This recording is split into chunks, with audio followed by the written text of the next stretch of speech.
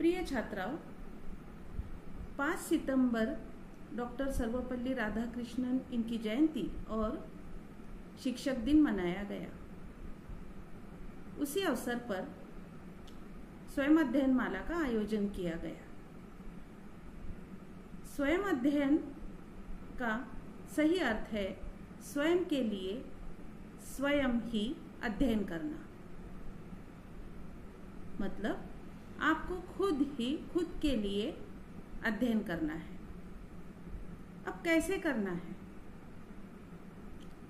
यह मैं आपको आज बताऊंगी। स्वयं अध्ययन करने के लिए सबसे महत्वपूर्ण बात यह है कि जो मूलभूत क्षमताएं होती है, श्रवण, पठन, भाषण, संभाषण और लेखन, इनकी ही मदद लेनी है। जैसे इनकी मदद लेने से पहले स्वयं अध्ययन के लिए स्वयं को तैयार करना है। कैसे तैयार करना है? तो सबसे जरूरी बात है कि आप स्वयं को स्वयं अध्ययन के लिए प्रेरित करें। खुद की प्रेरणा बने कि मुझे अध्ययन करना है। आप जब खुद की प्रेरणा बनेंगे तो देखिए आगे का अध्ययन आपके लिए बहुत ही आसान हो जाएगा। इसीलिए स्वयं प्रेरणा बहुत जरूरी है। अब स्वयं प्रेरणा इसलिए जरूरी है कि कई लड़कियों को लगेगा कि मैं खुद कैसे पढ़ सकूंगी, खुद ही अध्ययन कैसे कर सकूंगी। तो ये जो नकारात्मकता है यह हमें पूर्ण तरह से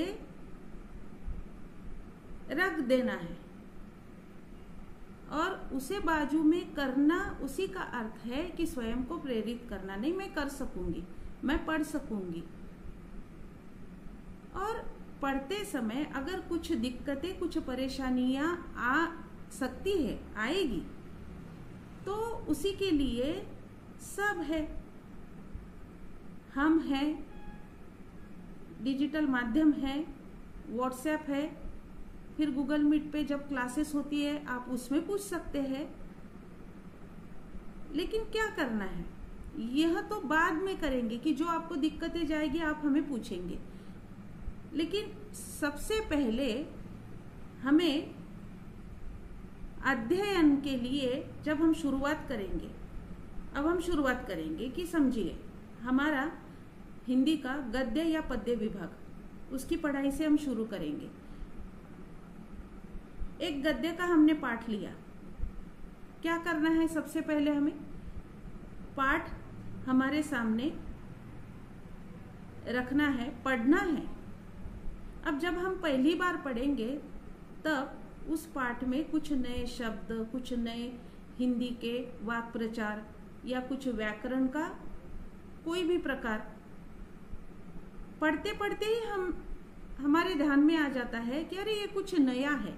बस आप उसे अधोरेखित कीजिए। लिखने की जल्दी मत कीजिए, सिर्फ अधोरेखित कीजिए और एक बार आप इस तरह से पूरा गद्य पाठ हो या पद्य पढ़ लीजिए। अब एक ही बार में पढ़ने से तो पूरा पाठ हमें आकलन नहीं हो सकता, समझ में नहीं आ सकता।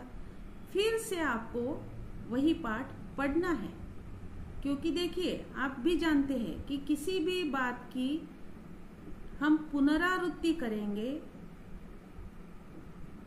तभी जाकर वही बात अच्छी तरह से हमारे स्मृति में बैठ जाती है।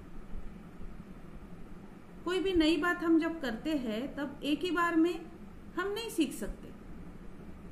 इसीलिए पुनरावृत्ति जरूरी है। आप वही पाठ अब फिर से पढ़िए और जब पढ़ेंगे तो आपने अधोरेखित कर ही लिए, वही शब्द अब आप लिख लीजिए, एक कॉपी में लिख कर रखिए। इस तरह से आप पूरा लिख सकते हैं। जो जो आपके लिए नया है, शब्द हो, वाक्य प्रचार हो, व्याकरण का कुछ प्रकार हो, आप लिख लीजिए। और उसके बाद उन शब्दों का, उन वाक्प्रचारों का अर्थ ढूंढने का प्रयास कीजिए। फिर उसके लिए आप के पास जो माध्यम है, सब माध्यम का मैंने पहले ही जिक्र किया है आपके सामने। अब इसके बाद जो हमारा दूसरा विभाग है, व्याकरण विभाग। व्याकरण विभाग का जो भी प्रकार हमारी कृति पत्रिका में दिया गया है, वहां पर आपने देखा होगा कि सबसे पहले उसका एक उदाहरण दिया जाता है और फिर आपको करने के लिए कहा जाता है कि यह कृति पूर्ण कीजिए। तो जो उदाहरण आपके लिए रखा गया है, आप उसे समझने का प्रयास कीजिए और उसके बाद व्याकरण का कोई भी प्रकार आप उसी तरह से पूर्ण करने की कोशिश कीजिए।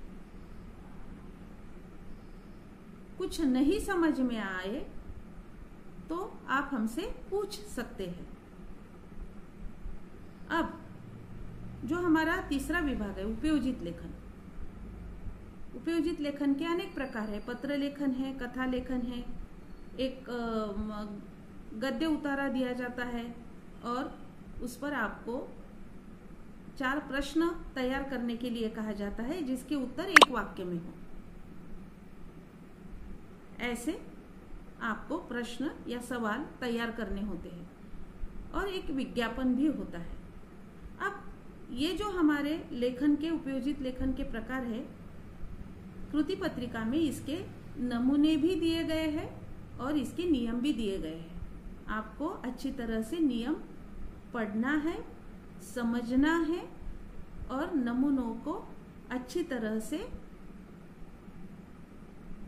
उनमें जो नई नई बातें हैं ध्यान में रखकर फिर उनके जितने नमूने दिए गए हैं आपको एक बार लिखकर भी देखना है।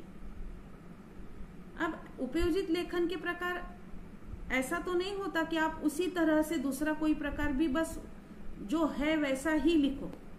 आप उसमें आपके खुद के कुछ विचार लिख सकते हैं, जानकारी आपको जो है लिख सकते हैं, लेकिन बात महत्वपूर्ण एक उसमें ध्यान रखनी है कि हिंदी की प्रमाण भाषा का उपयोग करना है और इसीलिए आपको नए नए शब्द, नए नए वाक्य, जो रचनाएं होती है लिखकर देखनी है।